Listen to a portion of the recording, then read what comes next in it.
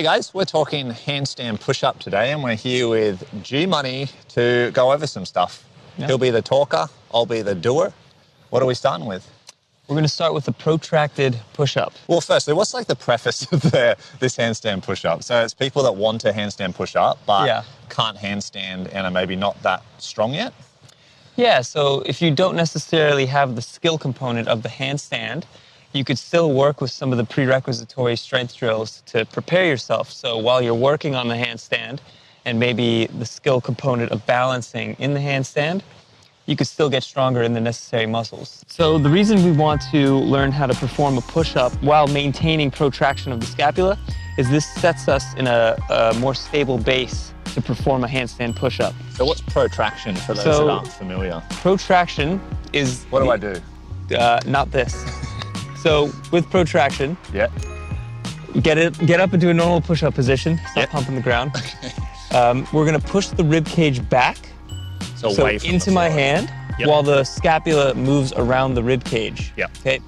So now from this position, you're gonna maintain this. You're gonna spin your elbow pits forward. Whoa. This external rotation of the shoulder will help depress the scapula, so we'll keep everything locked in place. So depression is pulling the scapula down, okay? Difference, the opposite of shrugging, okay? So if you shrug your scapula up towards your ears, that's shrugging. That's not what we do not want that to happen. Then we're gonna pull down. So rib cage back. We're gonna maintain this as you perform a push-up. So you go down, perfect, stop right there, and then back up. So normally in a push-up, we're trying to go full range. We're trying to allow the scapula to retract and get pinned back. This is a full stretch of the pec, but this isn't very specific to the handstand push-up, because if you look at a handstand push-up from the side, the elbow is really only at 90 degrees. And the reason we want that scapula depressed while we're performing the push-up is because... Why is that? I just needed a rest. Oh yeah, sorry. Why do we want the scapula depressed? Well, that's the most stable position for the shoulder, Garrett. Stable position for the shoulder, yeah.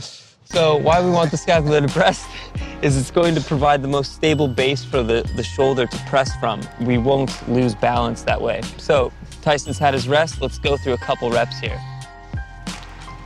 Press, external rotation, protract. Yep, and then you can perform your push-up. Just to 90 degrees here. Because if you go too far into shoulder extension, the elbows move too far back in reference to the rib cage. Why am I soaking wet? Yeah. Precipitation here. So go ahead and show a rep what it looks like if you lose protraction. Okay, so his scapula gets completely pinned together. And this is what we don't want. This is just a normal push-up. But if we were just to do normal push-ups and bench press, then everybody who could do that would have the ability to handstand push-up, which we know is not the case. Okay, so just to wrap up protraction and kind of summarize, we want the rib cage moving back relative to the shoulder blade, okay? So the scapula wraps around the rib cage. We maintain this protraction as the shoulder moves into extension, so as the elbow moves backwards, okay? We're not trying to get that full stretch of the pec. Yeah. And this is going to set us up much better for the handstand push-up. Because it's the more appropriate thing to do, isn't it, in handstand push-up? This isn't the most appropriate thing to do. But for the handstand push-up, yes. All right, so let's go through compensations. Yep. Okay, so with the protracted push-up, we want to see a straight line going downward toward the ground between the shoulder, the hip, and the ankle. So as you go down into the push-up, we want to see that line become horizontal. Okay, so a nice straight line. A compensation we'll tend to see is these hips pike up and we lose that posterior tilt of the pelvis. Do another one. Good. Not good, actually. A good cue is to think about extending the hips, so pressing the hips down toward the ground as you perform the push-up. If this is too challenging for you, then it's okay if you drop toward your knees. It's too challenging for you. So this is a nice way to scale the protracted push-up, still get that intensity while maintaining the proper technique. We can also do this on an elevated surface, so we can use some of the bars here. If you're working at a cool calisthenics park like we are in beautiful sunny Australia, that I traveled all the way across California for the beautiful weather here, but I guess not. Yeah, Garrett, this isn't right, is it? Let's actually go to this one. Right. Didn't expect that to happen. We're shitty coaches. Knees up. Yes. So full push-up position. Yep.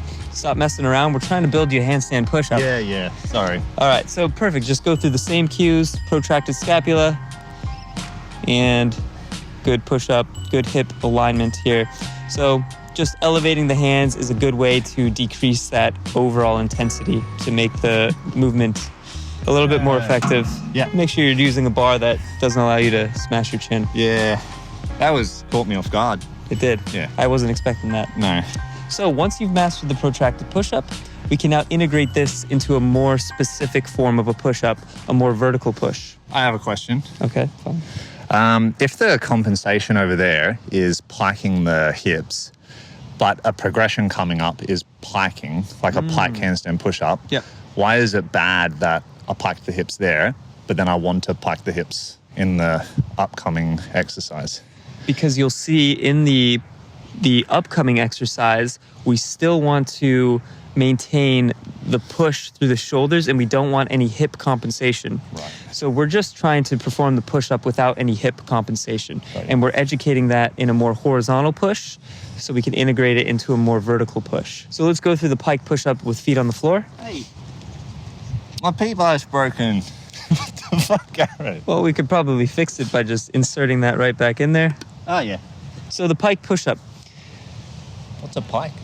The pike is Is that a fish? this hip compression here, so getting into a more 90-degree hip angle. Okay, so he's got this 90-degree hip angle. Tyson's gonna send his head forward in a somewhat of a triangle shape. If we have the hands as the two horizontal ends of the triangle, he's gonna make a triangle with his head. So his head's gonna go in front, and the goal here is to have a perfect stacking of the elbow over the wrist. In the bottom position, correct? So hips are gonna move forward. There's gonna be this complete translation of the body forward. So this is perfect technique. Out of the way, Garrett. Oh, fuck. You'll see the elbows directly stacked over the wrist. Okay, good. And we'll also see the elbow then stacked over the hip. So this is a perfect balanced position. Oh, Is that a good range? that's perfect, yeah. Let me get that for you. There we go. All right, one more rep. Okay, so we have elbow stacked over the hip, elbow stacked over the wrist. This is a perfectly balanced position. His center of mass is over his base of support. This looks good. So now we can increase the intensity by elevating the feet. So piking, but we're going to elevate the feet now. This can also all be done on flat. I'm just using the P-bars for a wrist little injury, but everything on flat as well, yeah? Of course. But this is progression number 3 for the handstand push-up. Why does this equipment absolutely suck? This is the reason why you don't pay a membership for this gym. And I'll use this to elevate the feet. You could probably say this is a bit too high though as your first progression. Yeah, so Tyson's skipping to a later progression. I want you guys to be able to relate to this a bit more. Maybe I should do it there first. So you can elevate your feet all the way up to the point to where it's just a vertical handstand push-up on a wall. So his feet are elevated and you're gonna go through the same cues, head moving toward the tripod. And we have that perfect stacking here of the elbow under the hips, elbows on top of the wrists. Am I just aiming for 90 degrees again? We're aiming for 90 degrees. And there, perfect. Now, if you travel your head too far forward, then we start to move into more of that push-up position again, where this is not specific to the handstand push-up. Maybe if we're trying to perform a 90-degree push-up or something, we can get a little bit fancy with these regressions. It doesn't feel specific to the handstand push-up, this bit. Yeah, it doesn't look like it either. Another compensation we'll see is the elbows don't stack over the wrist and you're just gonna load your triceps way too much. So this is why we wanna really maintain that protraction.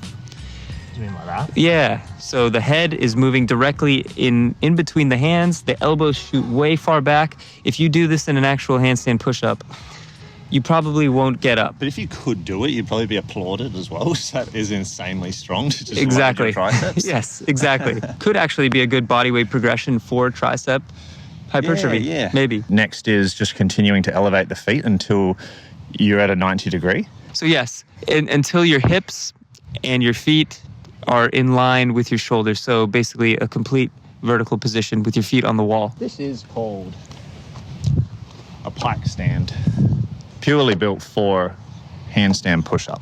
This part is useless, but we use the seat. Ow.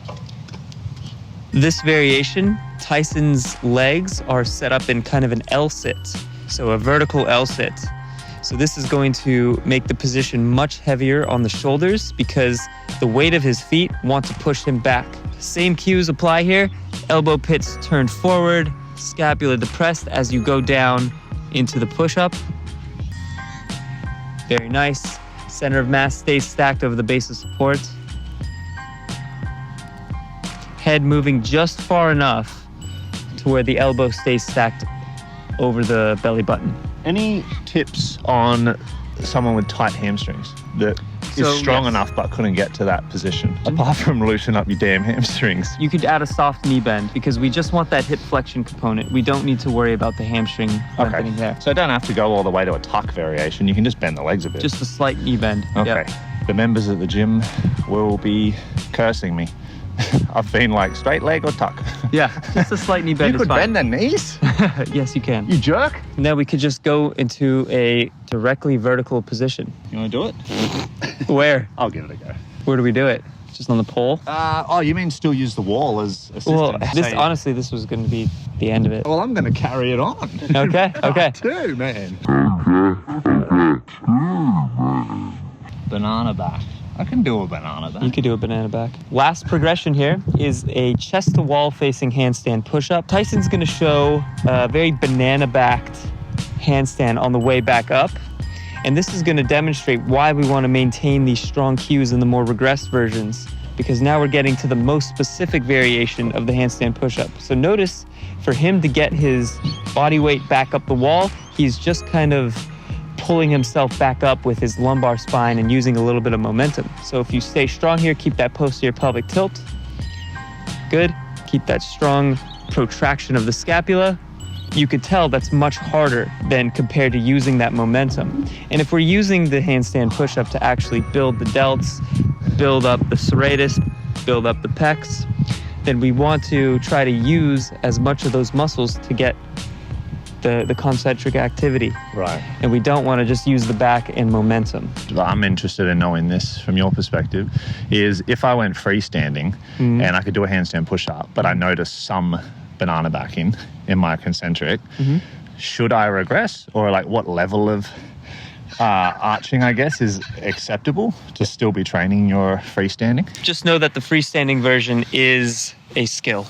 So we can have maybe one part of the session focused in on the skill of just training the freestanding component, trying to get as good quality reps as possible and just do the thing.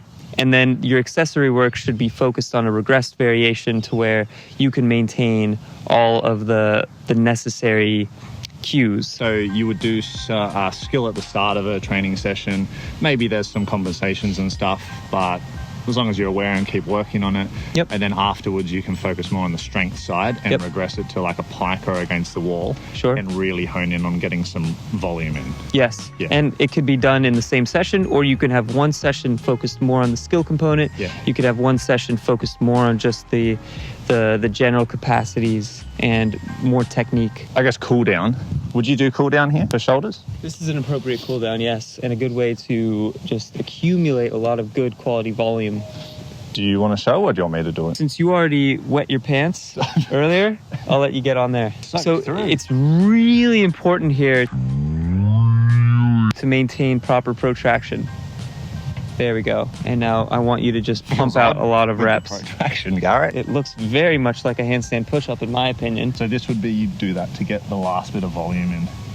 Yeah, this is a very important step for the handstand push-up. Would you go like controlled?